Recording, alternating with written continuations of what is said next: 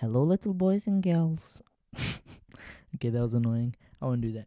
Welcome to the first podcast. The whole idea of this podcast is to interview really successful and accomplished people and ask them youth-based questions, and hopefully whoever's listening, wherever they're listening, can take something valuable from it. I'm really excited and nervous for this podcast today. I'm excited because this is the first one, and I'm nervous because I don't really know what's going to happen with this. I'm really curious as to how this all goes.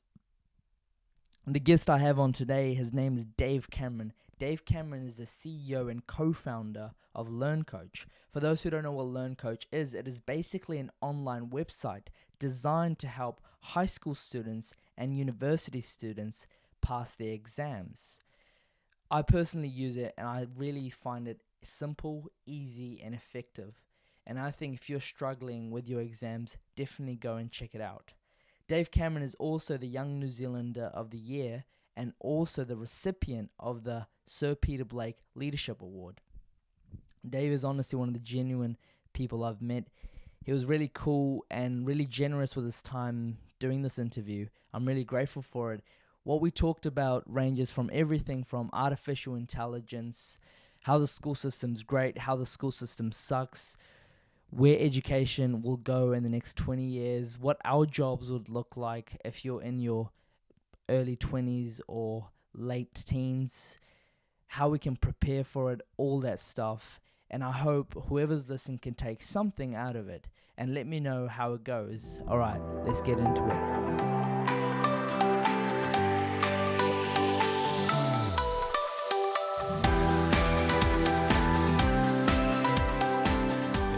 On the show, bro. Thanks for having me. All right. I think you got to speak a bit closer. I should get right in. All right. So firstly, I just want to say, thank you. Like a lot of people, especially a lot of my mates, they use LearnCoach, and I think you've helped them through tough times, their exam times. And a lot of them, right? when I told them I was interviewing you, they're like, "Jesus, this guy was a legend." So I'm like, yeah. So you just want to put that out there, you inspired a lot of people. And I think that's what you're doing is pretty good. It's good of you to say. Thanks. Yeah. Thanks. So just to get into it, for those who don't know, what is LearnCoach? So LearnCoach is a website which is meant to help you pass your exams better. Yeah. So it's targeted at the moment mainly at NCEA students, so secondary students here in New Zealand. And the whole goal is just to try and make it faster, easier for them to pass their exams. And so that's mainly video tutorials. So you go on for a subject, watch some videos, and it's meant to try and tell you what you need to do in your exams. Yeah. So that's the whole goal.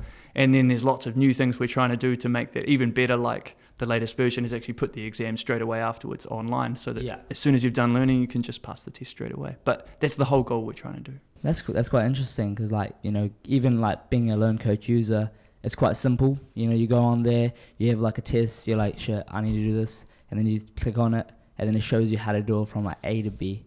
And I think it's pretty cool how you guys are doing it. So a lot of people know about LearnCoach, but they don't know how LearnCoach started. Would you explain the whole beginnings of this enterprise? Well, actually, it goes back a long way to when I did NCEA myself. So as one of the early users, I was in behavioral problems classes, and I just genuinely thought it was dumb. I just thought NCEA was dumb. I thought the school system was a bit dumb. And I wasn't so much naughty as I just genuinely thought the whole thing was silly. And I hated the idea of getting home and you'd have to stare at a textbook. Or it's just hard to study. Yeah. And then once you learn something, you're like, it was easy. Why did the teacher make it seem so hard? Why is the book so confusing? So later on, when I became a teacher myself, I noticed a whole bunch of students just like me. And it just seemed like explaining something in a simpler way rather than a more detailed way, people seem to understand it really quickly. And so I was like, well, people are smart on the whole, and they're not getting simple enough information, or they're missing the point. So if we can make it really simple for people to understand what they need to do, probably everyone will find it relatively easy to pass exams, or everyone will be able to.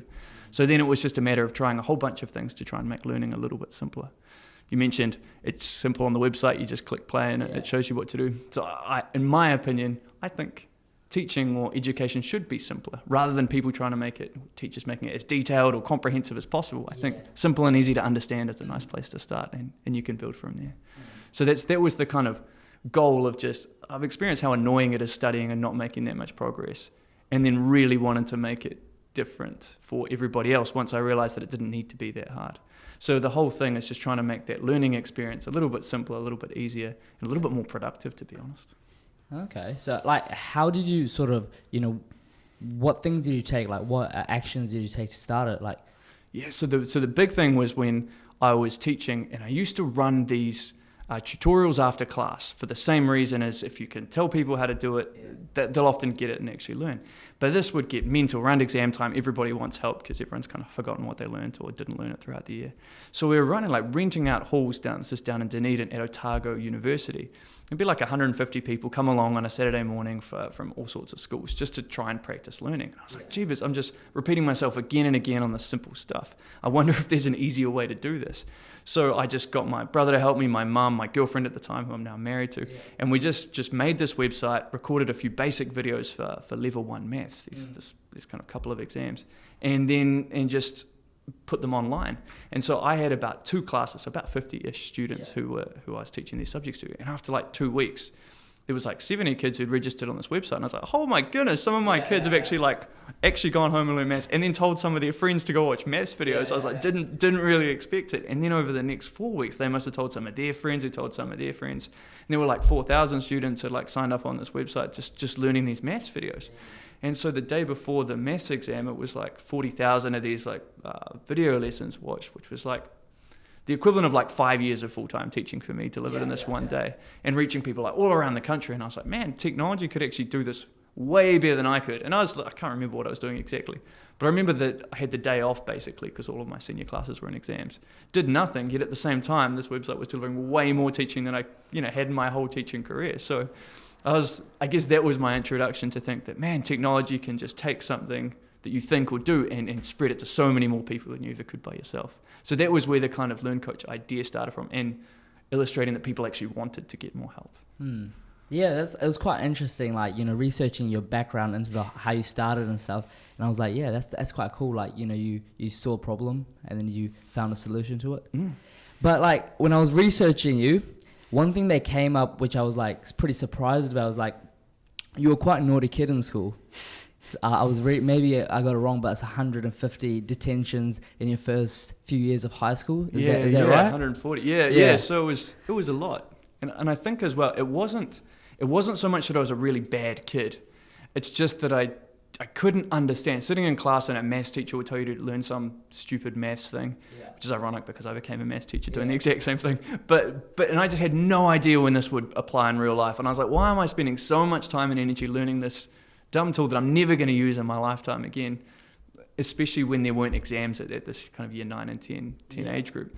So I kind of just didn't want to bother with it. I thought I can just try later on. I thought, I just didn't want to. I thought the whole system seemed silly and I didn't want to be a part of it. And teachers took offense to that, I think. So I didn't mean to be naughty. I guess I was just lazy deep down. But that's quite interesting how you hated school, but now you're like doing something for education or for school students. Yeah. So it's quite interesting, seeing the difference. So I thought you would be like a top A student, always, on the grind studying. But it was quite different. I was like, oh, this guy is actually more relatable to people that are struggling. Because there are a few people that, they want to do well, but they just don't understand school. They don't really like school, or school's just not for them. Yeah. But they want to do well. But what do you say to those students, those students that are struggling? I think it comes down to study is hard. Even when you're a great student, it's still hard work. No one finds it that fun. And so part of the goal is that once you get over an initial hump and you start doing okay, then you get some confidence that actually trying hard will give me good results. The really difficult time is when you feel like you've tried hard and then you fail in a test or you don't get the grades you wanted. Because there's nothing like turning up to someone to a test or to anything in life, to be honest, and keep being told that you suck. Yeah. And it's schools. If I turn up to my job every day and people keep saying, you're failing, you suck, I would quit that job so fast. I wouldn't hang around or keep trying. Yeah. And so it's really weird that students are expected to do the same. However, if you don't keep kind of battling through the difficult early stages, it's really, your life is just so much easier once you start to do it. So I think that knowing that you can is the hardest. It sounds really cheesy, but it's really the hardest part. And the biggest statistical measure of whether people will be successful or not is whether they expect themselves to pass or not. And that's not like a big weird mental thing, but it's just that inevitably everyone starts to study. Everybody finds it hard. So if you expect yourself to fail or not do well, you get to the hard point and you're like, I knew I couldn't do it. I knew this was too hard, and you kind of give up. It's just too hard to keep trying. So you make those excuses in your mind. Exactly, because you've expected yourself to fail, and when it really will always be hard, or you're always going to hit barriers, you'll just stop because you're like, and you were right. You've kind of proved yourself right. But it's if you expect yourself to get excellence and you hit a barrier with an achieve level question, you instantly are like, this is an achieve level question. Of course I'll be able to figure it out. So you just spend the time actually working through those kind of barriers or those difficult parts. So that kind of persistence of how long you're prepared to sit there and work through those things comes from that belief of what you'll do. So actually expecting yourself, if you do work, to pass it's really hard to change that belief about yourself without actually trying it out. But it's the biggest predictor of success with any students. So. But how does one actually change those thoughts? Because some of them, it's like really like, some, like even me, when I was in primary, my teacher said I was crap at maths. Man, yeah. And I believed that until I was in college. And I asked a good mathematician, I was like, how do you study, or how do you do well? And he's like, I do this, do that. And I was like, okay, I could do that. Yeah. And then I tried to do that, and I got decent results. But how does someone who is like told consistently that they're shit at math or they're shit at English, how do they overcome those things? You've asked like a really good question, which is a big one. The government's actually trying to figure out at the moment. But my personal opinion on that is it's really hard to change your opinion without seeing real results. To just tell yourself, I'm going to do great, it's just hard to buy that. So I think the best way to do it is actually, when I was teaching, was actually to make sure everybody passed. So one of the goals of LearnCoach, of adding real tests on at the end of study, is so that someone can learn, they can sit the test, and they can see immediately that, you did learn the stuff, you have passed, you have really got the credit. So it's not so much you tell yourself you could succeed, it's real success is the biggest booster. And it kind of happens in small steps every time, like baby steps. So it starts off by getting part of an exam right that you didn't understand before. Then it might be passing the exam and getting achieved. Over time, it might be increasing it to merit or excellence level grades. So it happens kind of really step by step, and it builds on itself. But there's nothing like really actually succeeding to try and succeed. And in the pathway to get there, if you're someone who hasn't experienced that yet, it's just a matter of literally finding someone who can walk you through it really simply, step by step. And that could be the LearnCoach videos on the website, or if you still find them confusing, sit down with someone who's slightly better at, say, maths than you, and just get them to watch these videos together. Because once you understand it, it feels easy. When you don't understand it, it feels genuinely impossible. So your whole goal is to stick at it long enough, because there will definitely be, like literally everyone I've encountered, thousands of students, get to a click moment if they carry on trying, where they're like, I understand it. It seems really simple now. But maths especially is one of those ones where when you don't understand it, you literally get nothing right. It's a horrible feeling. But then you click and suddenly you can get everything right. So it's very you know it or you don't stuff. So there's the two things of trying long enough till you get that click moment of like, I think I understand it. And then the second part is there's nothing like doing well on a test to actually show you that you can do well on tests. So it creates that positive cycle. So that like process is like, a lot of people talk about, to get good grades or to do well in school, you got to work hard, but nowadays I see a lot of people working smarter. They, spend less time, but they're still working hard, but they get better results than people that are, cramming in a lot of hours a day. But like, how does that work? Because LearnCoach, I think the platform, the strategy they use to like teach it is quite simple and it's quite sharp and it's smart. But what's your thoughts on that? I agree with you. I think there's something really satisfying about feeling like you spent less time than everyone else and you got better results. So that's the first. It's just really satisfying. It feels great. So then, but the way that happens is where you kind of focus your study attention, because hours of just sitting at your desk with a book open doesn't necessarily mean anything. And so there's like roughly 4 different things people could focus on to actually get smarter. So like number one is just knowing exactly what's going to be in your test. Because if you've got an algebra test, there's like, and you Google or put on YouTube like learn algebra, there's like literally like a million different things you could learn. So knowing that like 5 or 10 different skills that you're going to be tested on is the first thing. Then actually learning them is the next thing. There's like strategies to do all of those things. Then actually practicing applying them, because what happens is people will learn skills. Then they'll go get into the test, read a question and be like, I have no idea what this question is even like asking me. I've never learned this stuff. I don't get it. And then if you were to sit down with someone and be like, it's just asking you about that thing you learned, you're like, that's what it meant. So actually understanding what questions are asking you, because they try and mask them in all different kind of ways. Yeah. And then finally, if you know what the question's asking you to, actually being able to present it in a way like you can't get excellence in a lot of maths internals without describing stuff in just paragraphs of writing, almost any internal. And so therefore knowing what the examiner wants to see is the kind of last part. So, or if you know exactly that there are those 4 parts to literally any kind of test, then you can just try a bunch of strategies to get better at finding out what's in the test, so you don't have to study so many things that will never get tested from you, or faster ways to actually learn those things, or faster ways to recognize those things in the questions, or better structures so examiners will want to give you better marks for that. So that's the kind of, I think all of that just means knowing where to put your time is what makes your time more efficient or smarter. Yeah, because like LearnCoach, like you guys like design it in a way where you can learn, like sometimes even in my class, like I learn less in class than I do in LearnCoach. Like I would go on LearnCoach for like 20 minutes and I'd learn the whole sort of week's worth of learning because I'm there and I'm, focused and it just makes sense. But in a classroom, it's like you have distractions, you got your mates, you got like something else going on and you're just like, I'm not really in the mood. So it's like different. But I think it's different, like this is a good time to ask the question, where do you think the New Zealand education system is going, or how do you think the New Zealand education system is right now, if you have any thoughts about it? I actually think I think there's a lot of room for improvement, but I also think it's doing a lot right as well. And I thought going through the early stages of NCA, I genuinely thought the system sucked, so I just thought it was awful. And then I went and spent a bunch of time in China doing online education stuff over there, and a bunch of India, Japan, Korea. And just comparing them to what we did here in New Zealand, man, there's a lot of really, really good parts to what we do here as well. So I think the great parts of what we do now are people are more flexible to choose their subjects. So you could do a few woodwork achievement standards, you could do music, you could do photography, and it all kind of counts towards your education journey. So you actually get recognized for all that stuff you do. Or if you only pass a couple of standards but you fail the rest, you still get recognition for that kind of work you've been doing. So I think a lot of that and the flexibility that comes with that system is really good. The things I think there's a lot of room for improvement in, especially the areas that a lot of the stuff you learn at school isn't that relevant to jobs or to university kind of stuff. So and that's a good big debate as well. Like a lot of people say, why am I learning this if I'm not going to use it? But what do you think about that? Like, I think there's 2 sides. Yeah. I think that some stuff is really, like some maths and English stuff particularly is really helpful to learn, because you don't realize, like, English was my least favorite subject at school. Yeah. But I probably use it more now in my real life than I ever would. Like whether I'm writing documents for investors, for work colleagues, for the press articles, anything, communicating what you're doing.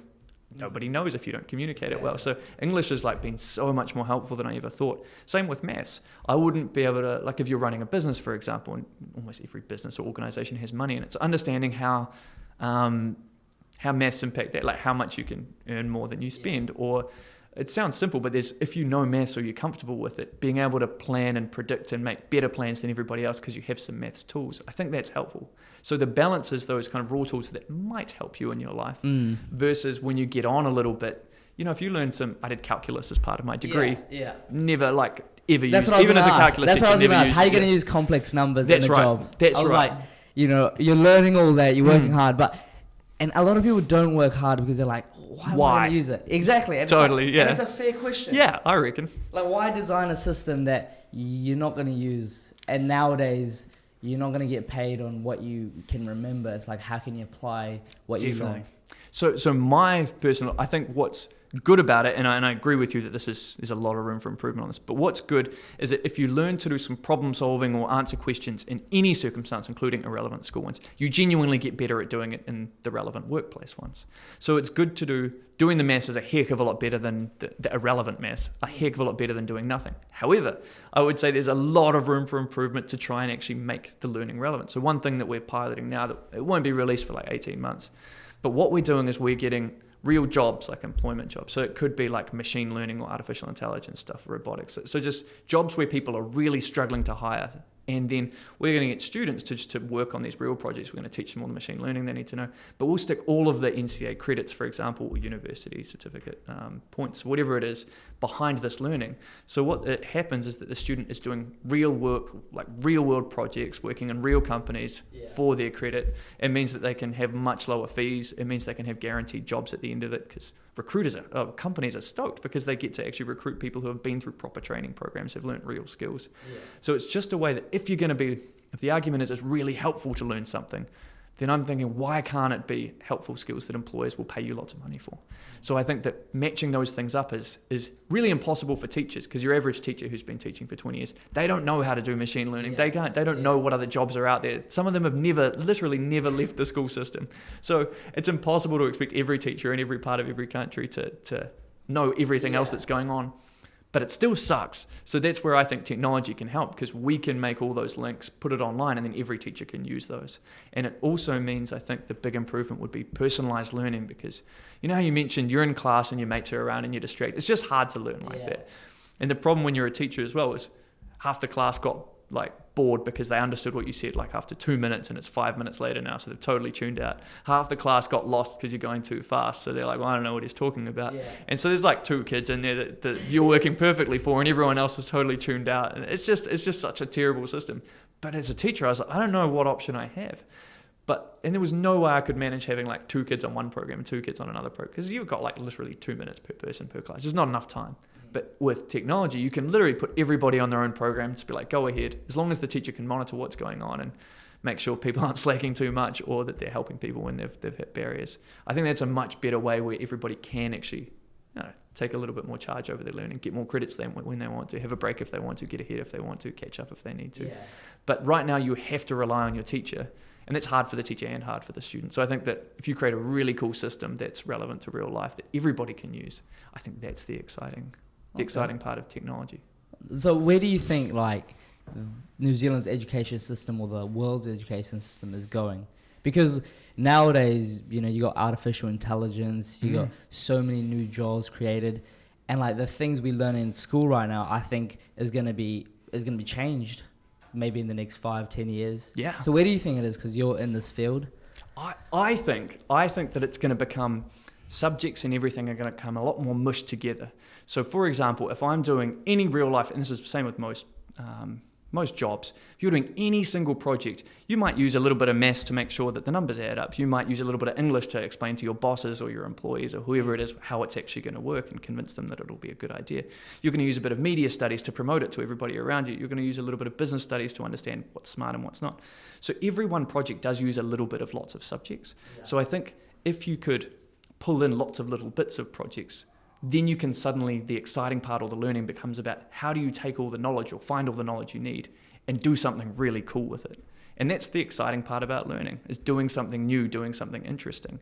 But you need all those basic tools. So in the future, what I think ideally New Zealand's education system would do, and why I think it's quite good, is you could get students who are at school, we could pull in random standards from this like 20, 30 different subjects, and they could just do 1 or 2 really interesting projects which they wanted to do. I met one girl who just wanted to become a rapper. So we're like, she could just for a whole year literally just make a rap album. And I was like, cool, we can bring in the music credits, the business studies credits, the accountants credits, the promoting it, so you can do media studies credits. When she presented it, it's a lot of English credits, and same with the lyrics. And so it's like, we're like, instead of her just sitting in a classroom being bored as and hating life, she can literally make her album and try and sell it like she wanted to. But if she's actually doing real learning in the process, so why not give her the real credits for it? So instead of making it like isolated into boring subjects which have to be irrelevant, everyone does the same thing. Why can't everyone choose a project, and then we can just plug in all the relevant, like see what learning they're doing, track it on computers, and then pull it back and say good job for the learning you did do, and give them credit and qualifications for that. That's quite risky, because I think a lot of schools don't want that to happen, because they can't hold a lot of students accountable, because you never know, if they're just slacking around, not doing anything.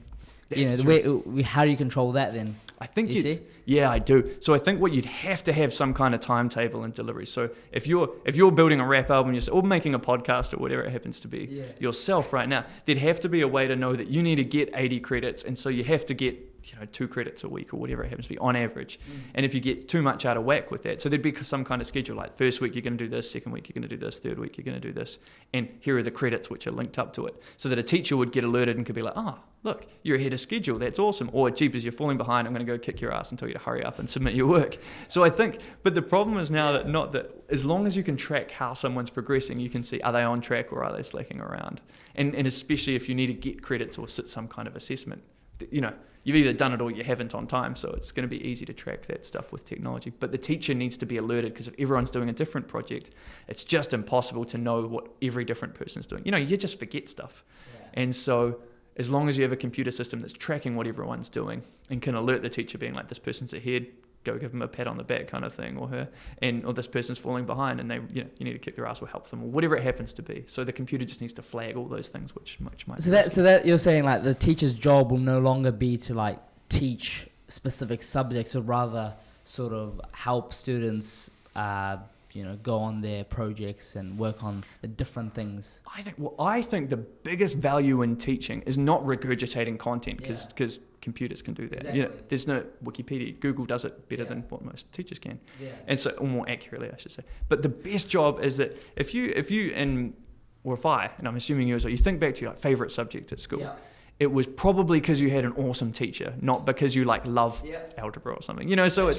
So therefore it kind of shows you that teachers mean a lot more as that personal relationship that, for some reason motivating you to try a little bit harder, or sparking your interest in what is usually, most subjects are kind of boring until you get someone who sparks your interest in it.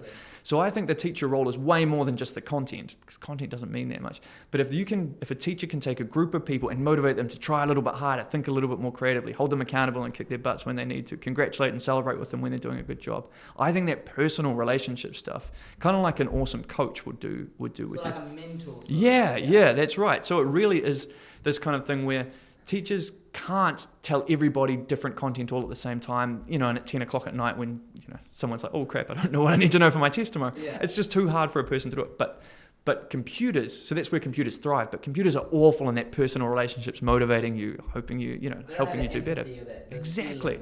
That's right. And also the personal we ran some programs on an iwi education program, and there are these kids that left school, but they hadn't quite got level 2, so we're running some workshops to help them get the credits. And so, but we brought in people to do chemistry credits. They didn't know chemistry at all, but they didn't need to, because we could give them all the chemistry information. But they had awesome relationships. They're like uncles, cousins, whatever to these kids. And they could bring them along, work with them, motivate them, make sure they turn up, all that kind of personal relationship stuff, which they're awesome at, and I could not do because I just don't know these people. Exactly. But I can provide all the chemistry, the tests, everything else like that. So it's trying to make it so that the people can do what people do best, which is build relationships, have a good time. And the same thing, you don't want a school to stop you having a mean time with your friends. It's one of the great parts of school. Exactly. The events, those co-curriculars, the sports teams and all that stuff. So you don't want that to get consumed up by just learning more boring stuff. You want to kind of create more time for that. So it's about making everything do a little bit better at its job. So the teaching stuff computers can do well. The content computers can do well. But teaching is if you can manage people, relate to people, inspire people, I reckon that's the real power of a teaching role. It's kind of trying to lead a class forward, not just stand up and lecture. So but that is true. But and right now, do you think we're just learning things to remember it for the test, and we're not really embracing the whole idea of it? Because I had this discussion with my classmates. And we're are we really learning it because we're very passionate about it, or are we learning it to get the good credits so we can go to university and do other things? Try and get a good job, try and whatever. Exactly. Yep, totally. And so what do you think? Do you think that shouldn't be like that? Because I really like your whole idea of working on your own projects, the things that will help you sort of develop your end career instead of just focusing on things you don't really like.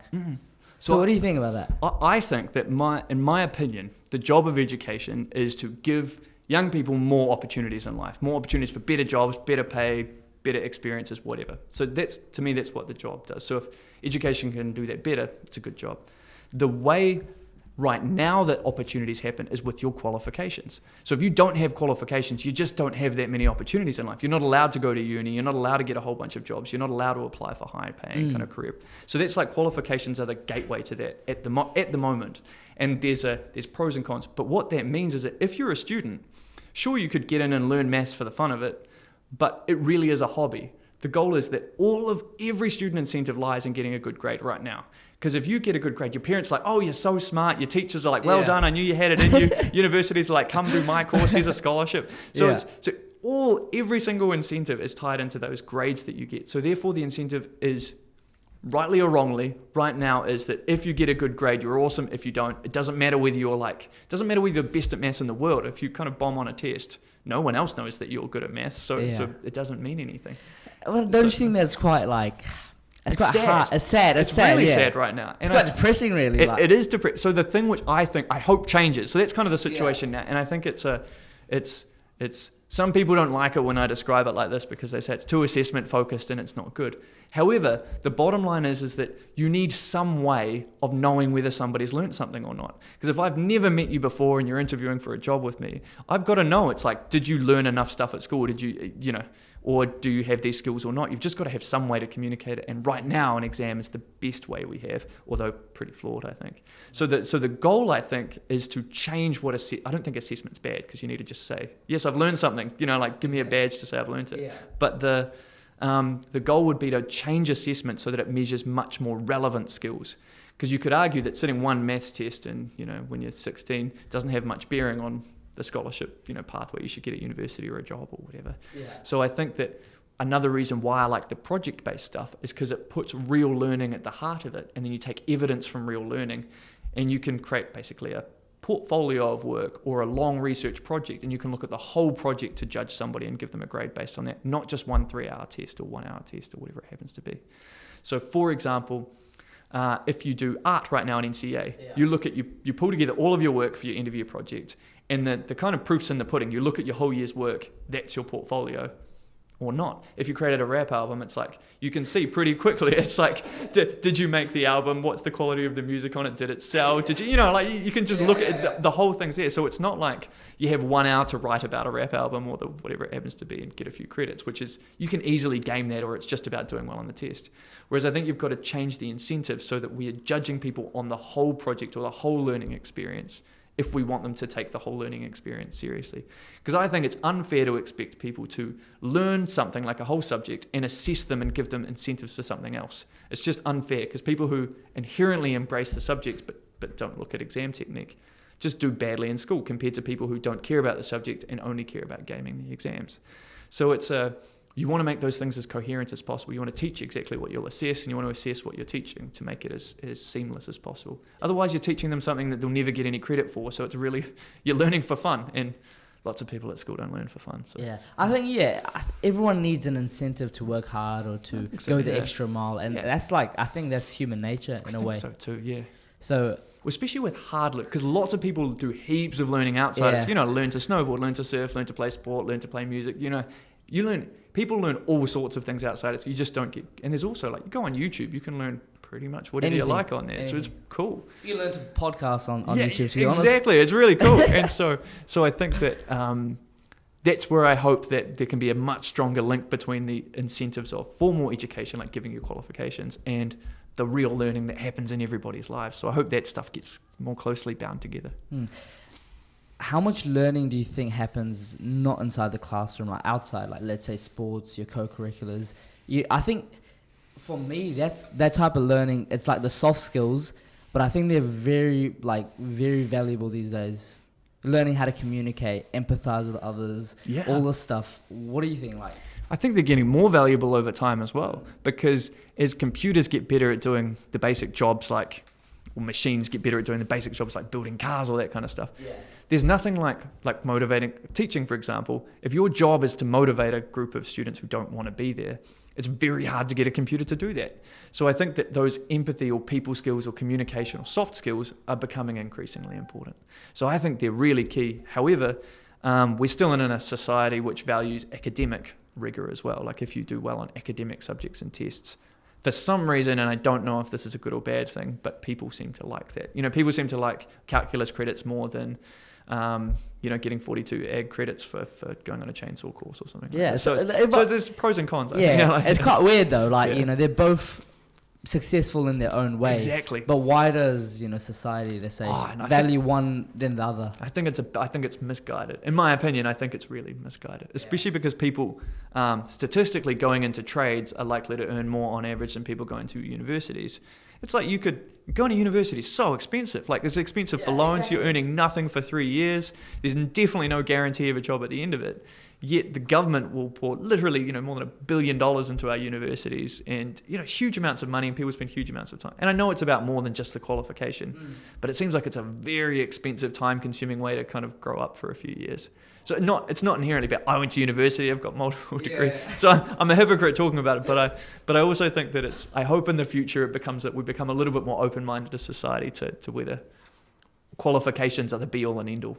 Do you think people need to go to university to get a good job or to, make a good income? Do you think that it's needed?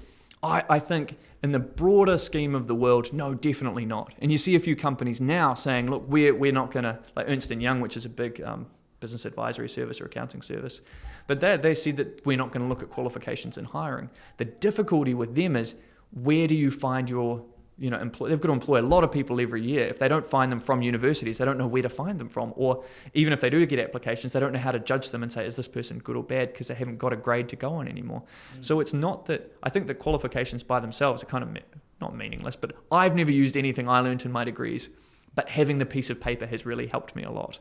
So I think that it means just because society values a degree has meant it's worth it right now. But I hope that in the future we will learn to value other things that are not just degrees, and also get ways of measuring that so that we can look easily and say, you're really good at podcasting, you've got great people skills. I can see that as easily as I can see that you got an excellence endorsement or something like that, because then finally that gives all of your incentives to do good things like be an empathetic person and a good member of society. But right now it's hard to capture that. It'll change over time, I think.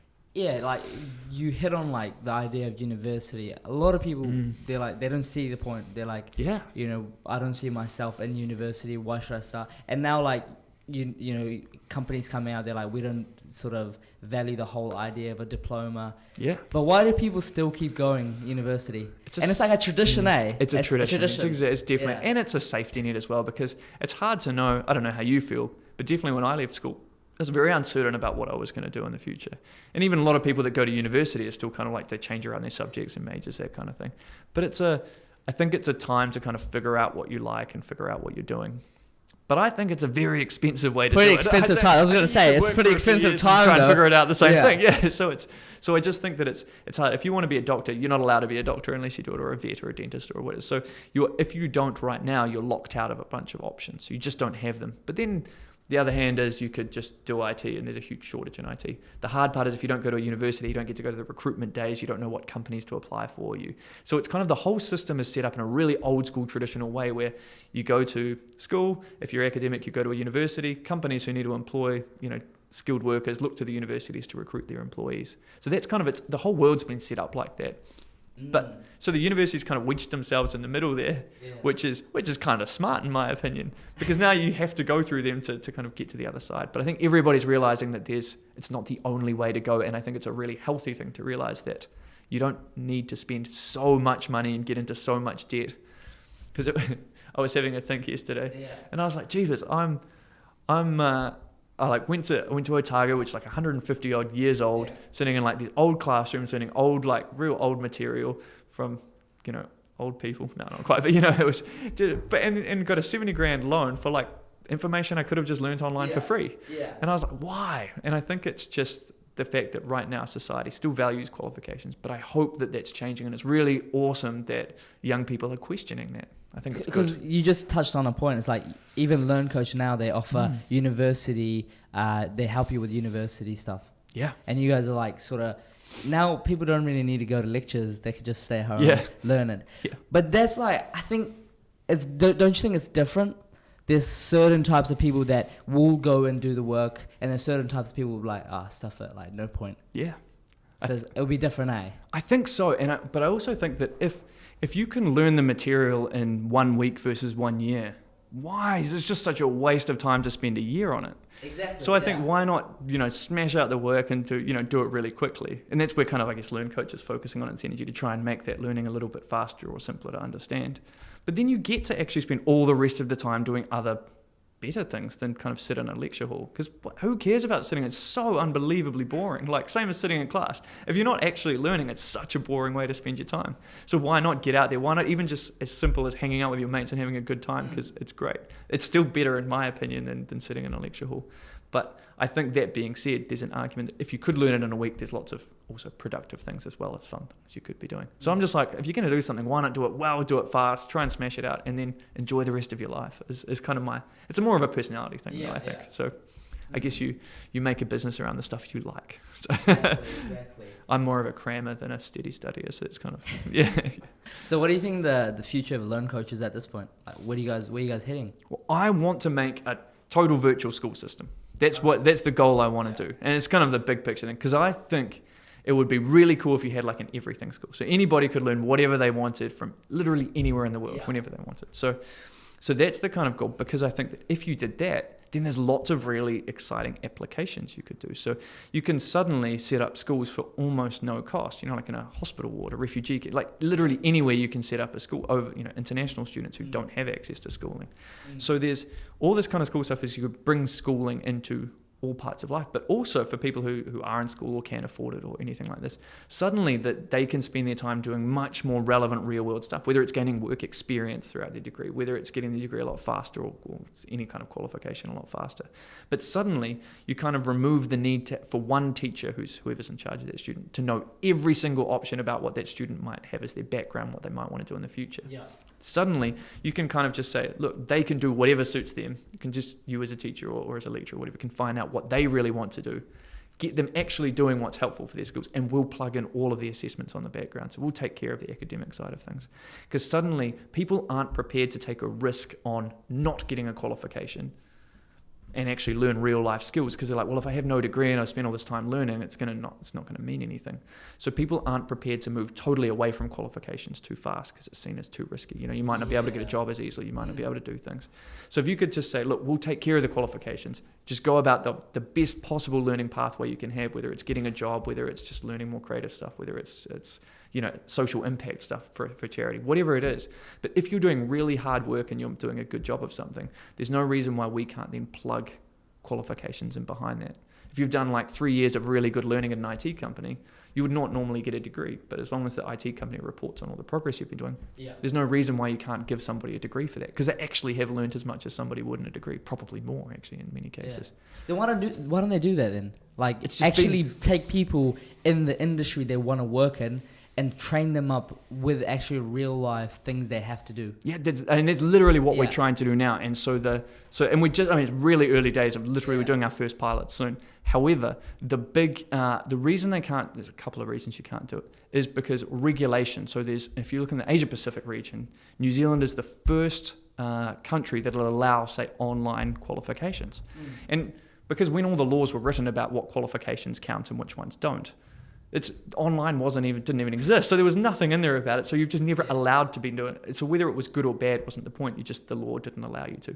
So very recently, NZQA, to their credit, has said that we know online is a big part of the world now. The internet's a thing, and so maybe that could be an okay way to learn as well, and to set assessments as well is the big thing. So LearnCoach has been the first kind of platform provider to be allowed to do this in New Zealand and in the whole kind of Asia Pacific, because the rest of the countries haven't changed their laws. So it's just been the fact that it's only now that governments and whoever write the laws about what counts as qualifications and what don't have acknowledged that you could do it online as well. And so now that they've changed that, suddenly it's about creating a system. Now that you're allowed to try, now we can try and create systems which will have assessments or whatever done on the end of it.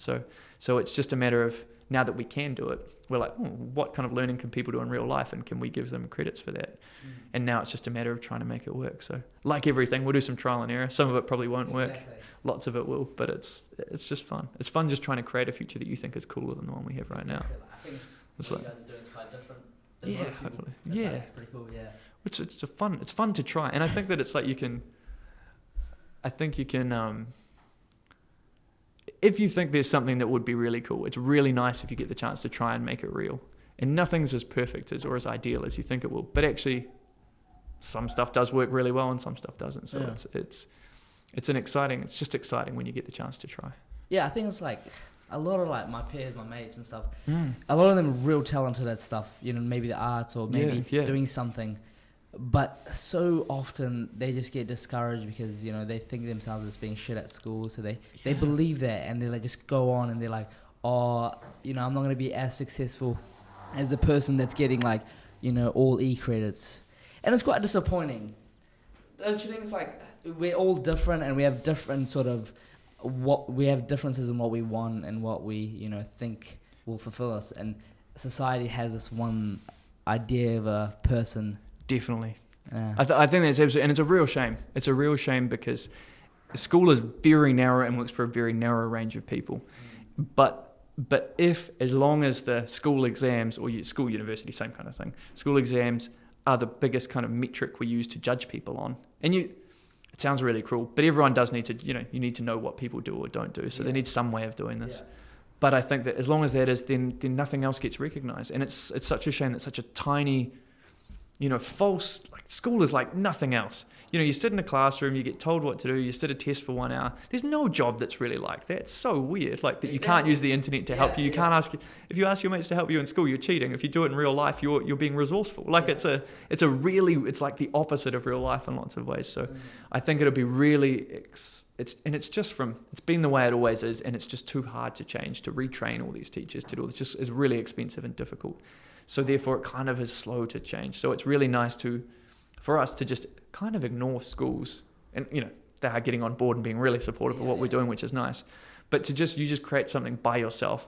You know, you're kind of like, why not me? It's kind of fun being like, well, why can't I try it? Exactly. Why not do something? And it's amazing how much people will let you do. So as long as you can actually, and particularly if you can afford to financially support yourself, because that's one of the hard things, you need to pay rent. And so you've got to get a job to do that. But if you can spend enough time doing it, it's amazing how much people will let you do, just because lots of people are really supportive of trying new things, but it's just too hard and they're too busy with their own jobs, or they just kind of don't care enough. But they're happy to say, you know, good on you if you're trying it. So they're happy to get out of your way. And the government's been really good. Schools have been really supportive. Teachers have been really supportive on the whole. And students seem to have, for some reason, really clicked on and seem to really like just watching videos to learn rather than textbooks, I guess. So, but it's like you said, like, you know, with the internet, you can actually do anything. Yeah, it's like, really, you can pretty low cost. Code, you can learn to create anything you really want. You want to learn something, you want to learn guitar, go on like a 12-week free course of how to learn the guitar. It's awesome. It's like a lot of things. But with all this stuff, where do you think the future is? Well, where do you think it's going? Like with all this technology, you know, exponential growth, where do you think it's going? I think that the big thing is that almost anything's possible. So rather than think about what could change in the future, because lots is going to change, I think the more interesting question is what's not going to change in the future. So what do we want to keep the same or really make sure is good? And I think that, that I could give you so many examples of what I think will change. But I think that things which might stay the same is, I think that people who have engaging and challenging learning experiences. So that means that if you're actually learning something hard and making yourself better, I think that's a really good part of education that should stay the same. Because when you have to study for exams, it's hard, but you do actually learn a lot of stuff. So I think that as long as you are actually learning, that's an important part of it. The second thing is like personal relationships, I think, are a really important and positive part of education. So whether it's with your mates or your friends, you know, your peers, whether it's with teachers and adults, I think that social development is a really good and enjoyable part of what you're doing. And so I think those to me are the two really important things, but none of them need to be in the kind of four walls of a classroom like we have it right now. So once you think about what's really good, or what the gold standard or the dream would be, then you can just try and think, like I just remember thinking, what if we removed everything we thought was good? Like, what if we removed the teachers? What would school look like? What if we removed the classrooms? What would it look like? And actually, it's funny how much you're like, do you really need it or do you not? Because it's very expensive, very restricting, because people in physical spaces don't move or change very easily. And so it's kind of fun to recreate something, you know, especially if you're thinking online, because you can do it at pretty low cost. You know, we deliver more teaching every day than the average teacher would in a year at just a fraction of the cost of what they could do, just because technology makes it easier. So it's fun to kind of think about what are the goals of what do you want to achieve, and then how you get there, whether it's teachers, technology, videos, whatever. It's open to your imagination, which is quite a creative process, but it really relies on being very clear on what you want to achieve first, because otherwise all over. There's just too many options in the world, too much that could change to jump on it. Okay, so where do you think the most jobs will be? Like, a lot of people say the STEM subjects will get you to those jobs, but I don't really understand it. Like, how do, biology, physics, chemistry get to, how are they going to be intertwined to the future? And that's because I think that, and I'll use the example of, say, physics, which is just because I studied that, but I think that almost all physics people go into finance after their degrees. It's the most popular kind of pathway. And the reason is that it's easier physics is basically you're doing problem solving and using maths in a real world context. It's, like you'll calculate how fast something's going or how big it will get. And so it's easier to teach. So that learning how to problem solve and use maths in a real life context is really helpful for finance because you're using money as numbers. So using numbers and maths in a real world context. Like formulas and all that stuff. Definitely. Yeah. Yep. That's exactly right. And so if it's easier to once somebody has that problem solving or can think like that, it's easier to tell them the finance information, like learn this is what this term means. This is, the numbers that are important here. So it's easier to tell them that information to a physics person who's spent years learning how to do the problem solving than it is to teach problem solving to someone who's learned the finance knowledge. So I think that what the STEM subjects do, the science, maths, engineering kind of stuff, is that it teaches you how to think about basically in problem solving ways, and particularly with technology, in relation to technology, because how computers work is they basically just follow instructions that you see. Like algorithms and all that stuff. Exactly. Yeah. So algorithms basically say, take this number, take that number, multiply them together, or do whatever you're going to do with these things and turn it into something else. But you need to tell it those steps really, really clearly, and it can follow the steps every time as many times as you want. So that's the great part of what computers can do. And that's where automation comes in. Lots of jobs or machines are doing repetitive tasks again and again. And the reason machine learning's kind of been more popular recently and is likely to get more popular is because instead of just following the same task every single time, is that they can actually teach themselves, kind of like a person will slowly learn and get better over time. As long as you tell them what outcome you want from them, they can learn how to do it better and better and find better outcomes over time.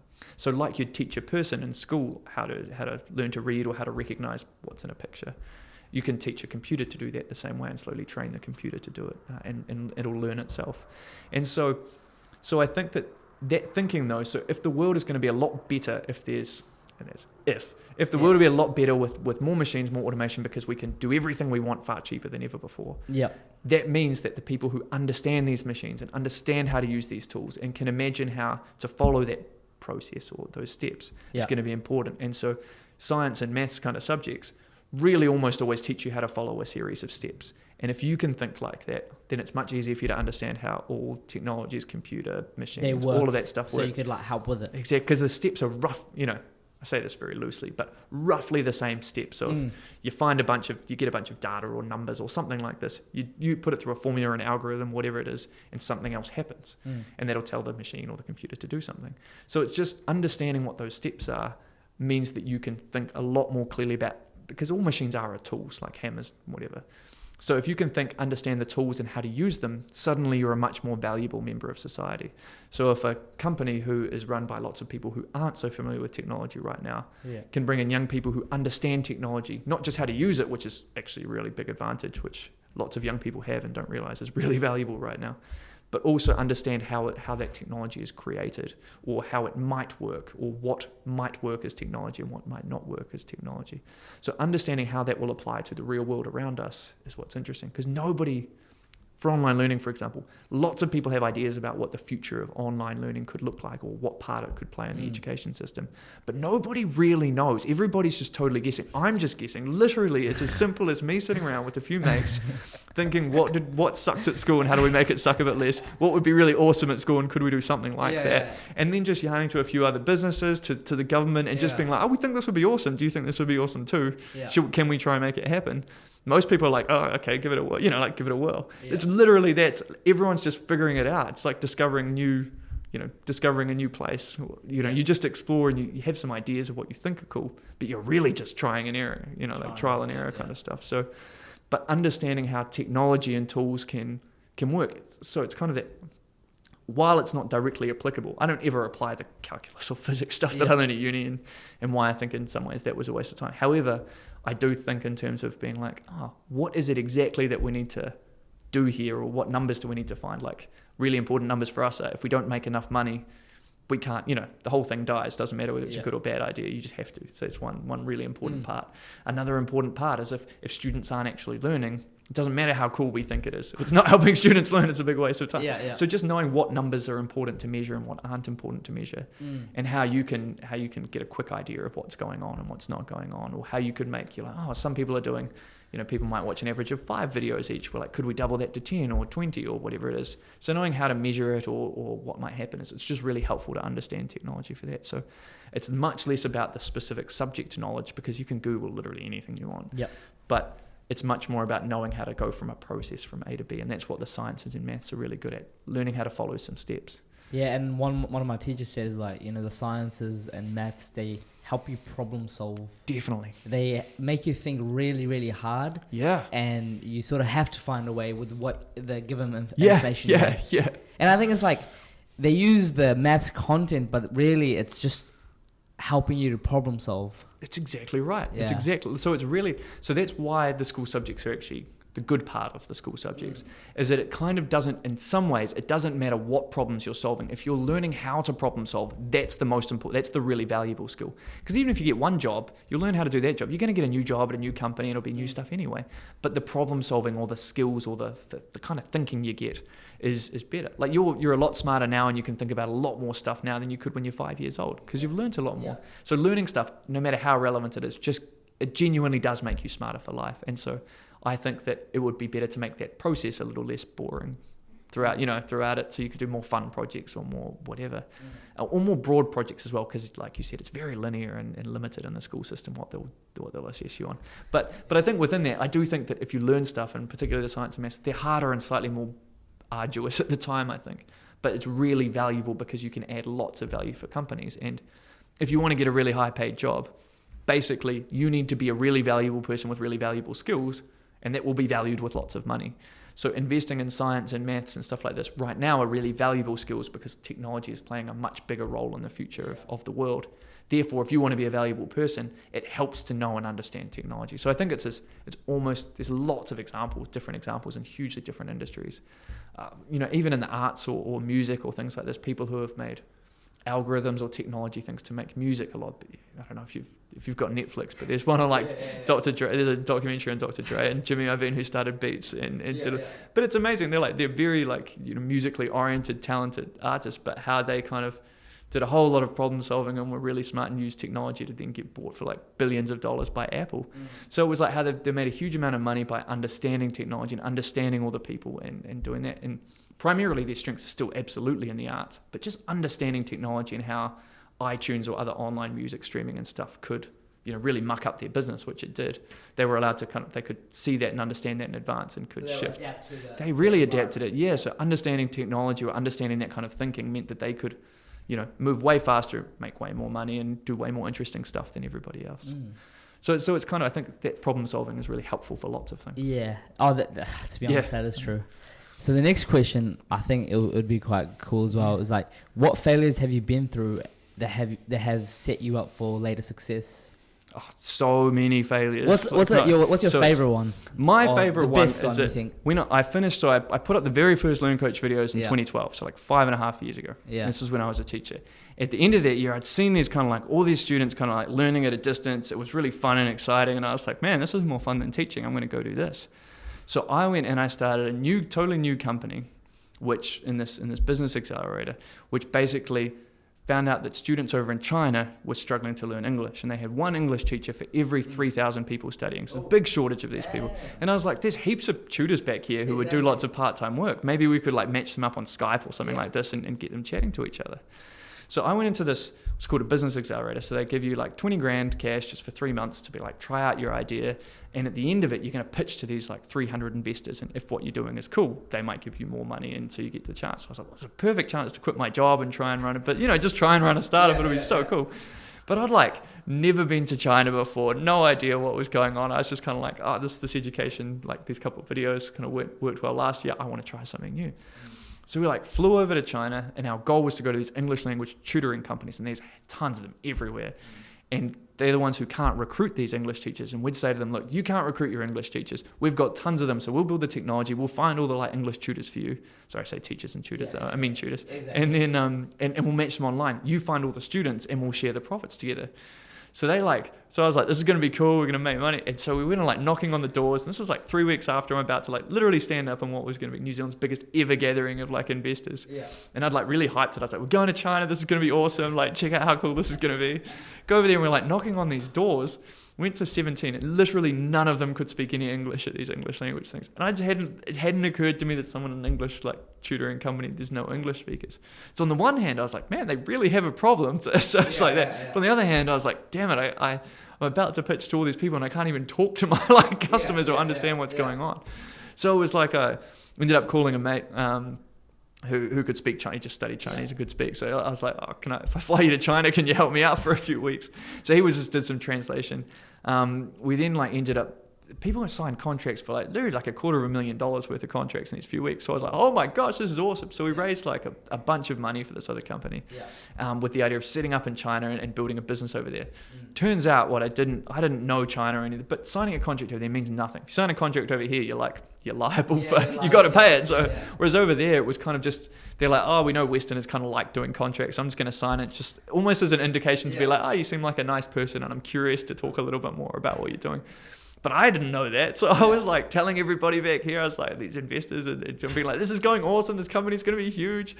Went over there and literally there was like 2 years of just figuring out what was going on before we started to get any kind of traction with students or stuff working out. And it was just this long, painful, like awkward process where we'd kind of like promised the world and actually we just had no idea what we were doing. And so it was like this, it ended up growing. We ended up getting a bunch of students on. It was okay. But we basically shut things down in the end because it was hard. It's quite hard. Yeah, and then I think we just designed it badly because we didn't. Comes back to you mentioned very start. You find a need and you try and find a way to solve it, and that's what businesses should do. Yeah. Whereas we'd kind of gone over there being like, we want to make money. I want to build a business. Like, I don't understand the people or their problems or their needs, and so we'd kind of approached it backwards. In hindsight, I mean, it looked like they had big needs because they'd signed contracts and other stuff like this. But still, we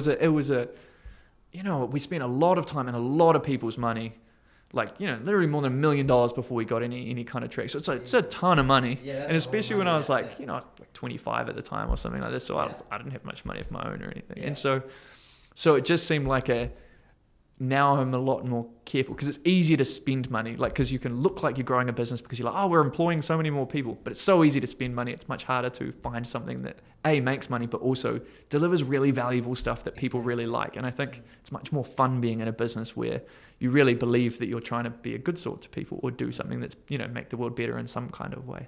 So how do you get through that? Like, feeling like, damn, you just failed. Spent a lot of money. Yeah, it sucks. You're there. You're in bed. You're like, shit. Like all the shit happened. Yeah. But how did you get through that? Like, what made you say, okay, I'm gonna still keep going with this? Yeah. Well, I think as well that I'd seen way back those kind of mass videos actually deliver lots of value, and I just got like tons of emails at the time. Because I think everyone goes online to like YouTube or whatever to look now, but even just 5 years ago, it wasn't that normal. And so I got so many people being like, oh my goodness, I never thought of doing this. Sounds crazy now because putting a video online is like the most basic thing ever. But it's still like, so I was like, oh, I know that with only a little bit of effort there was some really, some nice impact with helping lots of people. And then how hard we had to spend so much money to get a fraction of that impact over in China to start with. And so I was like, I know it can be done. And I'd seen a few friends started companies that had gone much better than what mine had. Some went a lot worse as well, but it goes both ways. And then, so I knew it could be done. And I also loved the idea of startups because the idea of creating new value or creating a new future or something that never existed before just because you thought of it, like turning your thoughts into something real and something that makes people's lives a lot better, it was really motivating. I never thought it would be, but it's really motivating and exciting. And so coming back and doing more LearnCoach stuff much more recently, where you can actually ideally make people's lives a little bit better along the way. You can build something that you think is really, really cool. Yeah. And actually now having learned a bunch of the business skills, I felt like it was worth, trying again. I think deep down I really wanted to do the startup thing, but I also genuinely loved teaching. Like I really liked being a teacher. My students were awesome. They're just it was really cool. It was a really cool job. Yeah. So I thought being able to try and combine those two things I love worked great. But it was also quite scary because you don't want to fail again. It just feels like rough. So that's the trade-off. So but I think you don't know how life's going to turn out. So all you can do is be like, I'm going to give this a whack and see what happens. And especially if, for me, the worst case isn't that bad. Like, so I can always get a job. I can always save up more money if I've spent my savings. So it's, you're living in New Zealand. You're not going to die if stuff doesn't work out. Exactly. So it's really, but there's never going to be a better time to try because, before you have kids, before you have a mortgage, before you have all that kind of stuff. So it's fun to just try and learn as fast as you possibly can while you're young. Because why not? Exactly. And it's quite interesting. Like a lot of young people, they just, lock down. They don't think creatively. Like they could do it. Like even me, like I had doubts about even starting a podcast. I was like, who would actually listen to this? And with talking to people and them encouraging you, you're like, okay, this actually has something. But I think it is important to like keep going when it gets hard. A lot of people say it, but then it's like when you're actually in the shit, you're like, it really makes sense to keep going. Like sometimes it's really hard, but I think anything worthwhile is. I totally agree. Like I think lots of hard work might come to nothing, but nothing awesome ever comes without hard work. It's very uncommon to have someone who, like as a big social media influencer or whatever, who hasn't been really kind of like really worked to get there or to do anything cool. So it's like sports stars, anybody, they've really had to dig it in to get there. So while there's no guarantees anything you try will work, there's no guarantees anything will ever work. So you may as well just try and do the stuff you think is really awesome. Try and do the best job you possibly can, because that means the worst case is you're going to learn a whole bunch along the way. You're going to get some much better skills and you're going to be in a way better position to try it again. So it's a really good, with LearnCoach, if we want to raise money, we know more investors now. I know way more people that I could employ. I know much more people who could help me. I know how we could expand it overseas, only because I've tried all that stuff before. So it's just a way that even in the worst case, if you go overseas and say, well, start a business and everything bombs, I was like, you're still going to learn. Worst case is you'll have your learnings. The only thing worse than that would be if you never tried or you gave up because you wouldn't even have the learning and it would still not work out. So I think it's just a matter of, if you really want something, it's just good to commit and try and give it a really good crack, because then even in the worst case, it's not bad. It's good. So what advice would you give your 16-year-old self? My 16-year-old, I would say, just try a lot harder even when you don't see the point. That would be my biggest advice, because I think that in life, people see people trying harder or doing a good job. And so those two things of a good, call it a good working attitude or whatever, but trying hard is like someone who will actually persist at someone and take initiative, and someone who is actually good at what they do. They're so valuable and so hard to find. And people just notice it, whether it's a teacher notices it, a parent notices it, and your boss notices it. Eventually people can't help but notice. And if you keep working, the benefit doesn't come in the next year with a grade or the next 2 years even. But over time, you just become so much better than everyone around you who's kind of just chilling out or not doing it. But it's impossible to know when you're 16. You're just like, everyone's chilling out. Why would I work hard? It just seems like, what, for an excellence grade? So I would try a lot harder, because over time it just makes a way, way, way bigger difference than I'd ever realized. And not even direct difference, like getting a good grade. No one's ever looked at my university grades ever, and I did try harder at university than I did at school. And I was like, but it didn't matter, because in the process of trying hard, I got on better with my lecturers. They introduced me more to people, which gave me more job opportunities, which then meant I could start this company. So there's it's all those little flow-on effects. If people see you trying hard, taking some initiative, like actually, trying things out, which might not work otherwise, and getting better skills at things, you become a much more valuable person, which means you get to do lots more fun, valuable stuff in life. So I think I just try a little bit harder, a little bit sooner. Not so hard that you burn out and don't like life, because the whole of life's a journey. So enjoy the journey, like definitely enjoy the journey, but don't. I tell myself to stop being so lazy and actually do try and do a bit of solid study before exams. Actually really try, not burn out, but give it a good crack, and kind of keep trying consistently, because it's not that much effort over a long period of time makes a huge difference compared to people who just slack off a little bit. And everybody slacks. Vast majority of people slack off over time, because you leave home, you go to uni, you get a job. No one's forcing you to learn or try harder anymore, so most people don't. But if you keep just consistently working at it, you get to improve a lot faster than everybody else. But don't you think that's the discipline you're like Totally. You're molding your like character, and you're like being disciplined to do the things you don't like to do? Definitely. And I think that's like it's such a, I think, valuable lesson. Doing things you don't want to do, so you could do things you do want to do. Absolutely. Yeah. I heard some guy say similar, exactly the same idea. He was like, you're either going to have the pain now of discipline, which is painful, it sucks being disciplined, or you're going to have the pain of regret later on when you're like, oh, I totally should have done this or done that or tried harder or whatever it is. So it's like, you're going to have one or the other. So you can't go back on the second one. You can't go back, you can't change, but you could always be disciplined. I think that's right. But if you're disciplined now, there's just, plus the other thing is, if you're going to have pain, you may as well have it now and then get all the benefits of being disciplined. Whereas pain of regret doesn't bring any benefits at all. It just sucks. Yeah. If you're like, I wish I had. Oh, well, there's nothing, you don't learn anything. You don't get more opportunities. But if you're disciplined, you get better skills, you get better opportunities. So it's just, plus your life's more fun.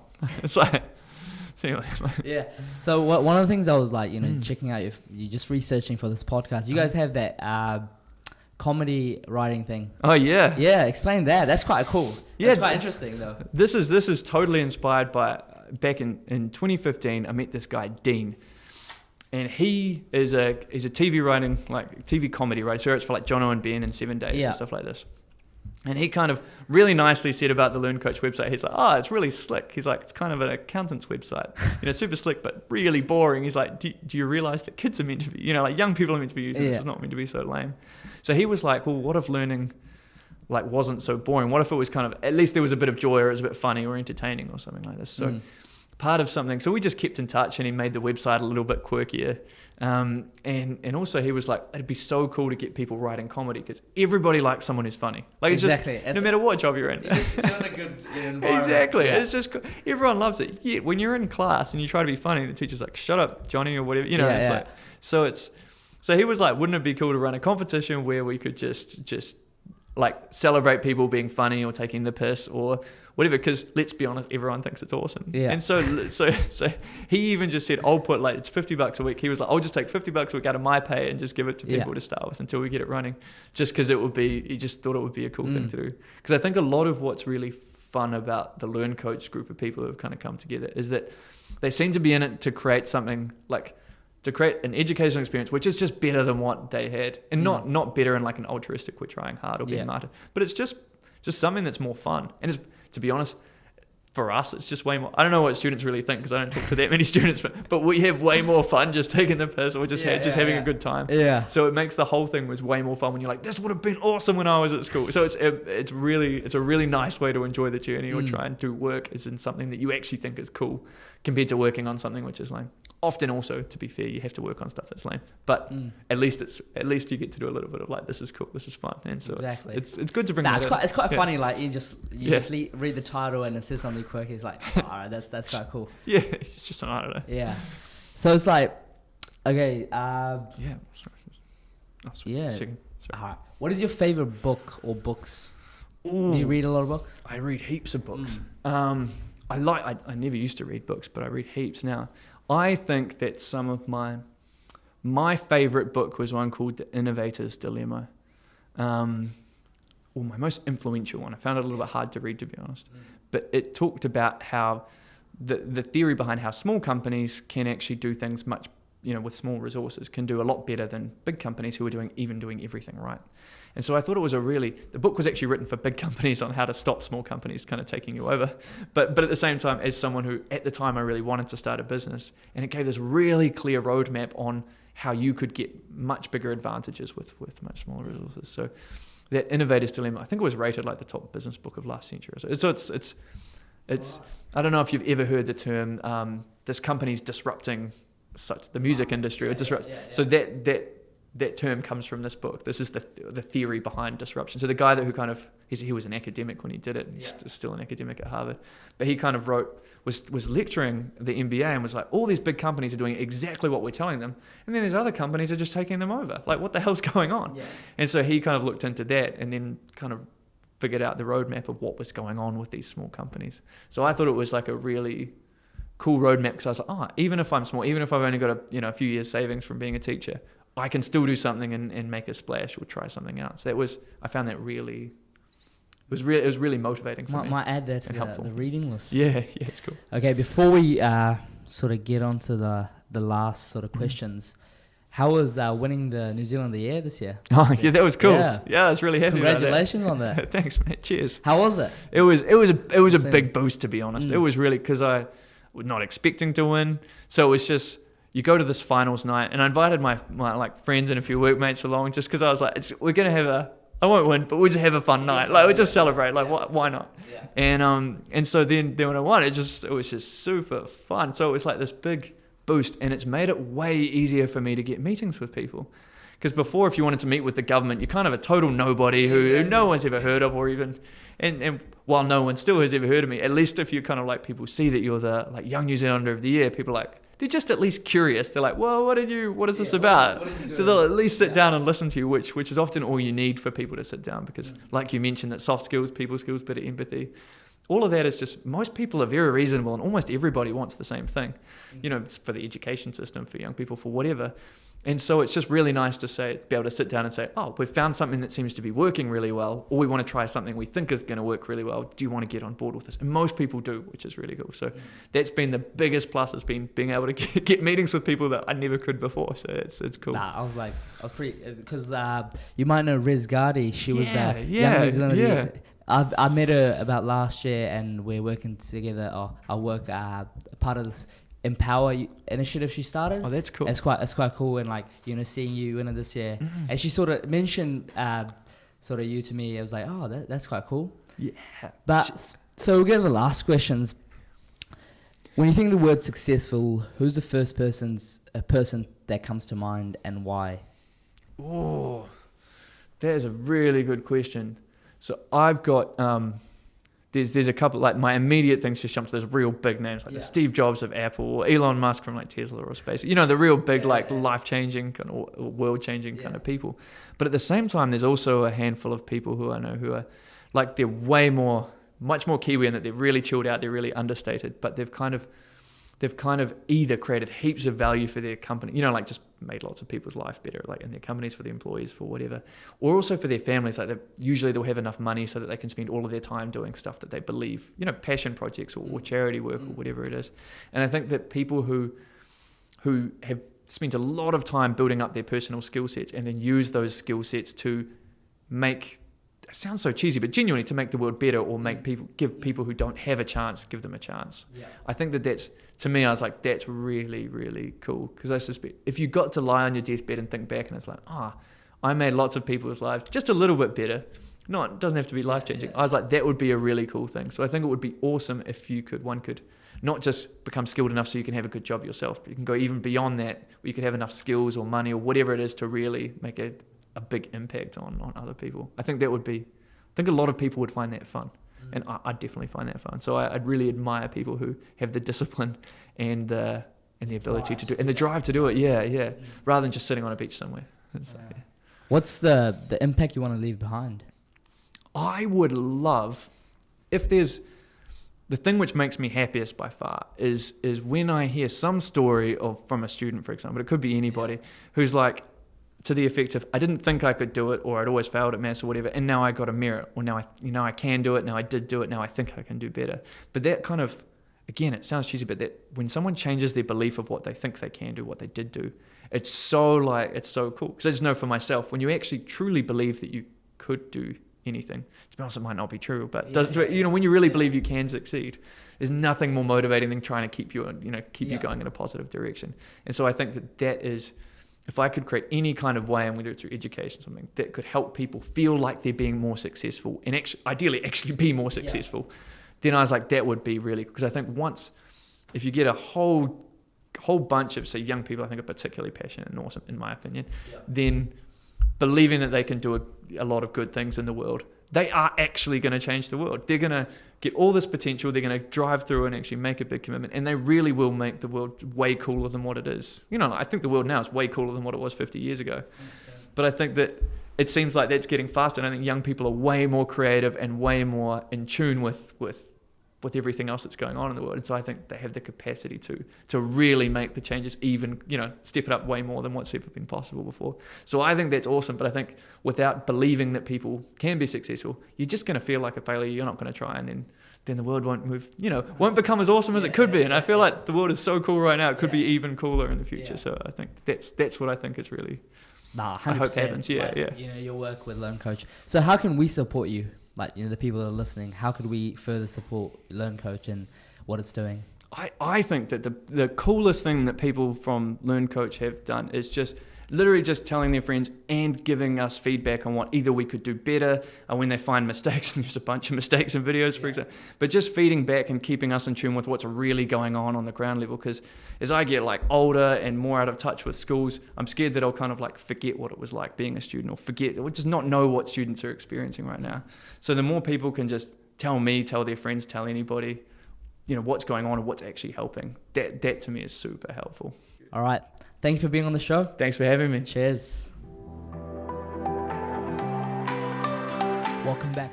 Let us know how it went. Give us any type of feedback. We're willing to listen. We're willing to read it and really improve our content. If you think this was valuable, share it. If you didn't think it was valuable, delete it.